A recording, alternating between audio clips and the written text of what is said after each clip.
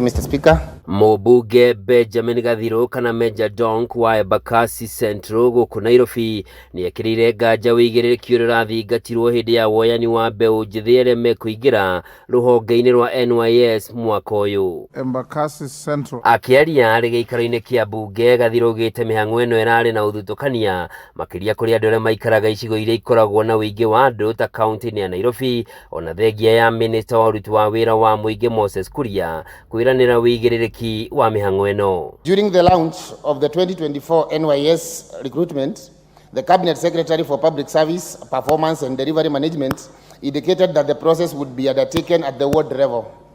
However, this did not happen in most parts of the country, including Nairobi City County. There seems to be a systematic interference of the process with the aim of denying certain members of the public, especially in Nairobi, the opportunity to engage in this noble national duty.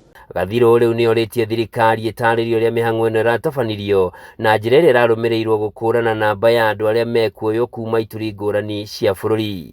Could the chairperson outline the steps that the Ministry of Public Service, Performance and Delivery Management is taking to ensure that NYS recruitment is transparent, fair and conducted at the ward level, especially in Nairobi County, to avail maximum opportunity to all interested youth? Mĩario yake nĩ nyitĩtwo mbaru nĩ mũruna wa Dagoreti South John KIARIE ũrĩa ugĩte kaunti ya Nairobi nĩ ĩkoretwo ĩkĩhatĩrĩrio harĩ ũgai wa motungata ma mũingĩ, kuona ĩgigananagio na kaunti iria ingĩ ona thengia wa gũkorwo na ũingĩ makĩria wa aikari ĩkĩringithanio na kaunti iria ingĩ. With the devolution, each county was made to be equal, up to and including the biggest city in Eastern Central Africa, Nairobi.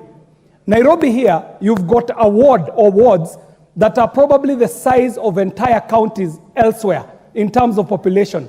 So when you centralize the recruitment of either NYS or police or the army and so on, you are disenfranchising an extremely big part of Kenya's population. KIARIE ugĩte ũndũ ũyũ ũngĩaga gũthũrimwo werũ mũingĩ wa kaunti ya Nairobi no gũthiĩ na mbere kũhatĩrĩrĩka makĩria mbeũ njĩthĩ nĩ ũkunderu wa mĩeke ya mawĩra ma thirikari.